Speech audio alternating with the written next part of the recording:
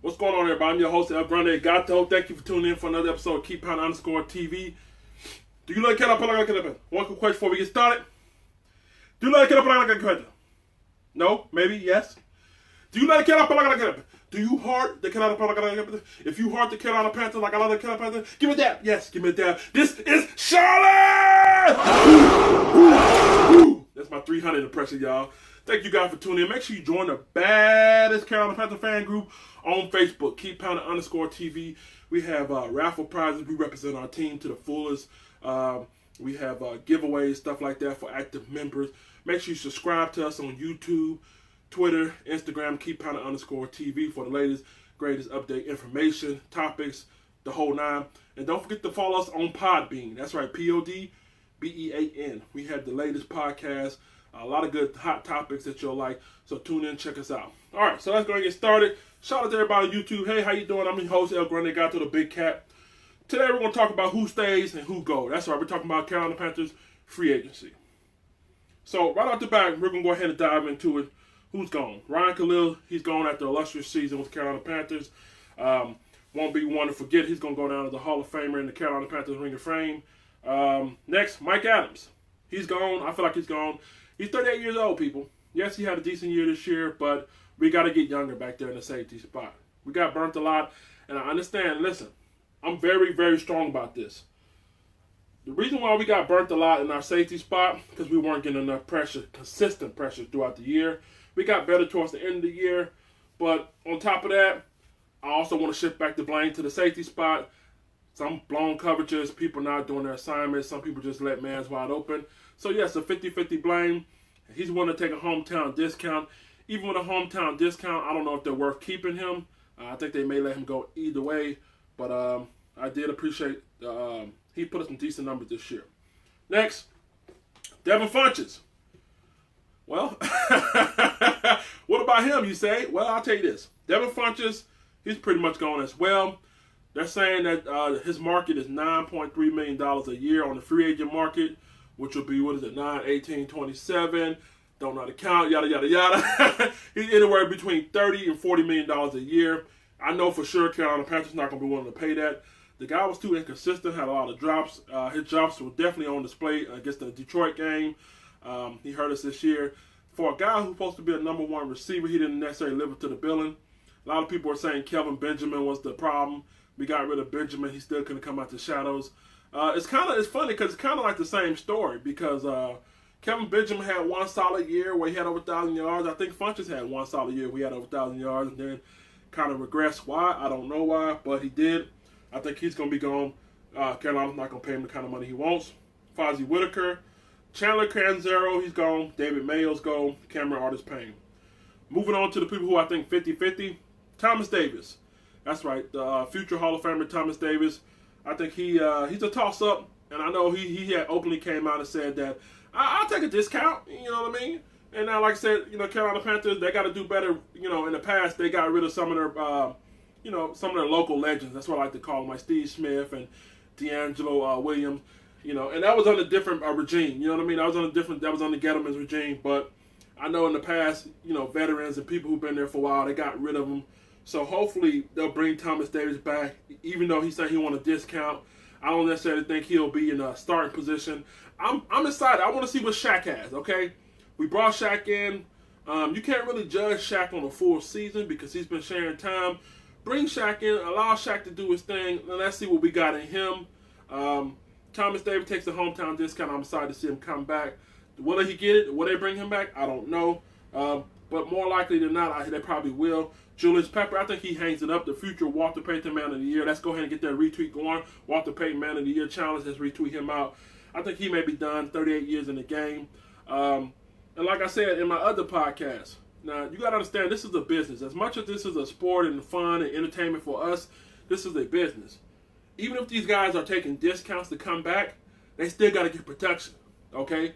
A $1 or $2 million discount is still money being paid. So you're still expecting production. We did it with Peppers this year. Peppers had 8 sacks the year before, so everybody's like, oh yeah, come on back, yeah, he's gonna be good. Kind of fell off. You know what I mean? So do you really want to go down that road with him and Davis again? Even if they do take a discount, you're still walking out the door with what? $2 or $3 million for 1 year, maybe $7 million for a year. It's time to let these guys move on, in my opinion. But I understand, out of respect, if you bring them back and pay homage to them and let them pretty much be rotational players, I understand that as well. But I want to see the new crop of Carolina Panthers and the new Warriors going forward. Marshall Newhouse is pretty much gone. Travis Cadet, Darrell Williams, another guy. Darrell Williams, a guy who's a 50-50, but he's been injury prone. Been hurt all year. He's a guy that in 2015 was actually an All-Star Pro Bowler. Not sure what happened injury-wise. I would be okay with him if they let him go or if they didn't re-sign him, given the fact that Taylor Moton has stepped up. Taylor Moton has stepped up, and he has been real big for us. Not only Taylor Moton, you got Trey Turner. You got Greg Van Roten. Greg Van Roten stepped in there and played a good job. I do think we need a new center. But yeah, man, offensive line-wise, I think we're going to be okay even when Darrell Williams go out the door. Another guy who's 50-50, Damiere Byrd. He's what I like to call a preseason warrior. No disrespect, man. No disrespect. Look, Damiere Byrd, he has immense speed. He has the ability to get open, but he does it in the preseason. And then the regular season comes, when he does get his shot, I don't know what happens, man. I don't know if something changes or whatever. I know they're pretty much at the end of his tender. I don't know if they're going to resign him. Maybe if he takes another discount or whatever, they may put him on the practice squad again. But Damiere Byrd is a guy I like to see come back. And last but not least, 50-50, Eric Reid. This is more like 60-40 to me because I feel like they reached out to Eric Reid. Carolina Panthers initiated contact. Okay, there were reports that came out saying that Carolina Panthers reached out to Eric Reid's manager and said, what it's going to take to bring him back. So that lets me know right there they're interested in bringing him back. I would love to see Eric Reid came back. He had a very admirable, suitable season for us. Given the fact we had some, we had some hiccups in the secondary. He was probably one of the main constants. Him, Dante Jackson. So, even Bradbury had some good times, at the moment. So I wouldn't be surprised they brought him back. I actually would like to see him come back as well. So to kind of put the things in perspective for us, I'm going to talk about the cap room that we have now. The cap room we have now is $3.2 million. But the new league year starts in April, or I think it starts in March. I could be wrong. But in 2019, when the new league year starts, we're going to have anywhere between $10 and $13 million available to us, okay? And I'm hearing reports that the Carolina Panthers are looking to shed more contracts to re-sign Bradbury and Shaq. And one of those contracts could be Torrey Smith. Torrey Smith is in his second year of 3 for a $15 million deal that he signed with the Philadelphia Eagles. Okay? In 2020, he'll be a free agent. Now check this out. I want to go ahead and talk about our receiving core because it's been a hot topic lately. Torrey Smith has $5 million coming to him this year. And do I think we resign him or do I think we cut him? I don't know. Torrey Smith is a guy who's supposed to be a sure hand guy. When he's healthy, he's in there. He actually is decent when he's healthy. He can make plays. He's not a number 1. He's not a number 2. He's just a sure hand guy, somebody you can rely on, reliable, okay? 2020, I'm pretty sure they're going to let him be a free agent. I don't see him being with the team past 2020. But a lot of you guys have brought up this topic right here. That's trade for Antonio Brown. And I'm going to tell you why that's a good idea or if it's not a good idea. Is Antonio Brown worth it? What I'm hearing is Antonio Brown is requesting, the Pittsburgh Steelers, are requesting a first-round pick, second-round pick, and maybe a next-year conditional pick. And if you don't know what a conditional pick is, a conditional pick is where they say, okay, a third-round pick could become a second-round pick if he becomes an All-Pro, or if y'all make it to the Super Bowl. Whatever the language is, that's what it is. Do we want to give up a first-round, second-round, and a next-year pick for one player that's 30 years old? Check this out.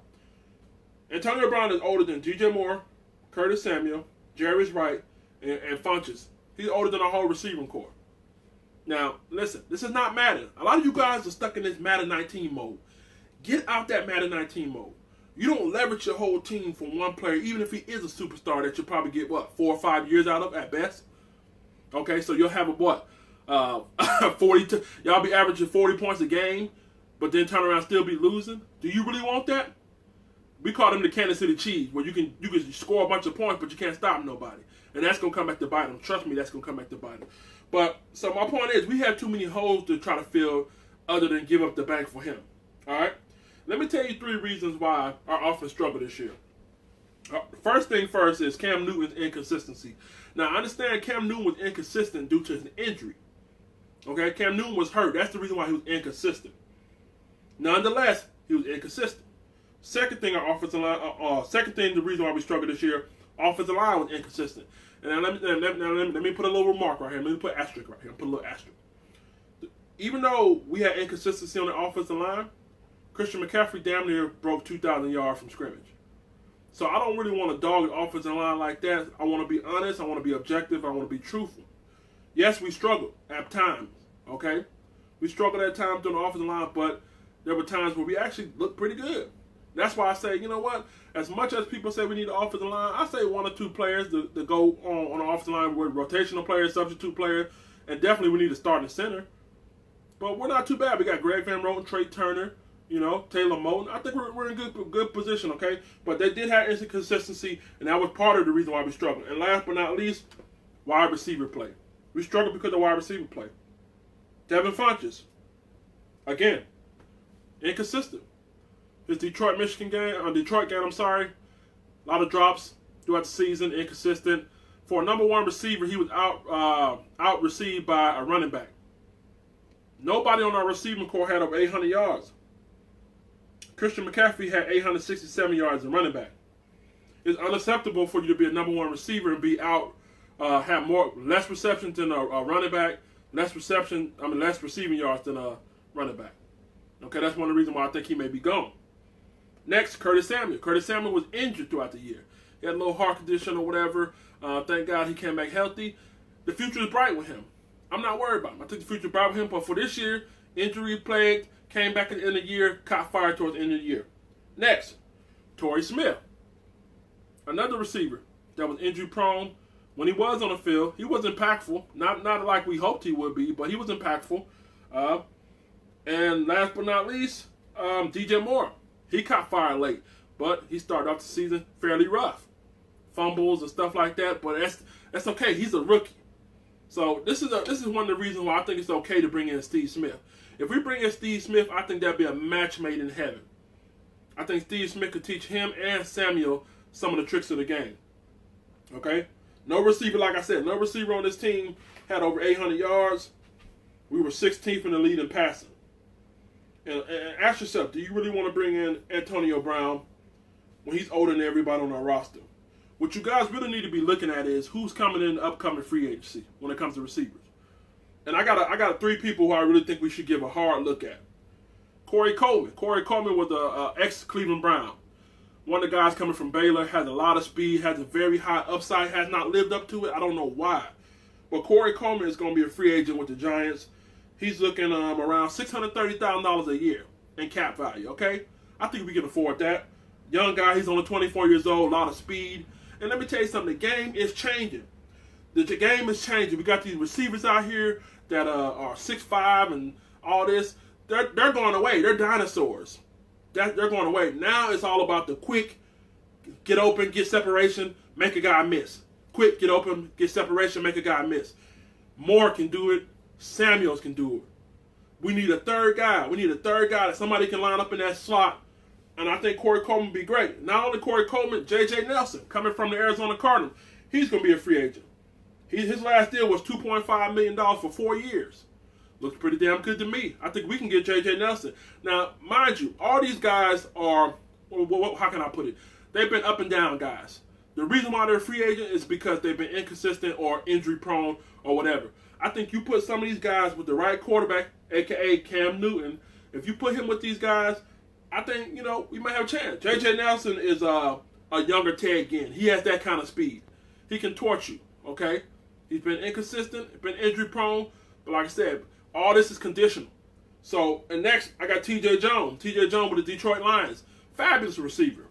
Once again, if he's healthy and he stays on the field, he can be productive. He's getting $2 million a year contract. So a lot of you guys, instead of looking at Antonio Brown, look at some of these guys. Corey Coleman is probably my favorite. I think he's the youngest out of all of them. I think he has the highest upside out of all of them. But if he gets gone, I'll say J.J. Nelson. He's a cheap receiver we can get.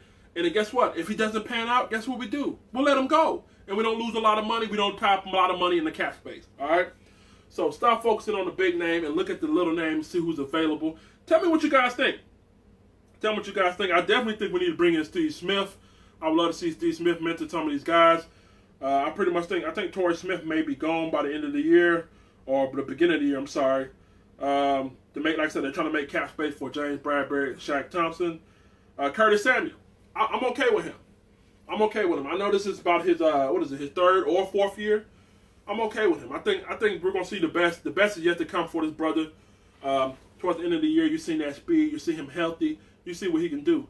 More primed to be a number one receiver. That's right. He's primed to be a number one receiver. So it's time to go ahead and get rid of Funches. Hey, Funches, I got much love for you. No disrespect. I feel like you came in here, you did your thing for us, but it's time to let the young guns run. All right, get Cam Newton healthy. Put another 1 or 2 pieces on the offensive line. Get him a center. Get him another solid left tackle. And hey, get us some defensive ends. Start with a defensive end first, then get the offensive line. Let's get us some secondary pay. The puzzle is coming together, y'all. The puzzle's coming together. You got to believe in it. And like I said, if you go listen to my podcast on Podbean, you'll understand why I love David Tepper so much and the plan that he has to get ready to put together for 2019. It's going to be so remarkable. So tell me what you guys think. Get in the comment section. Make sure you subscribe on YouTube. Make sure you follow us on Instagram, Twitter, Podbean.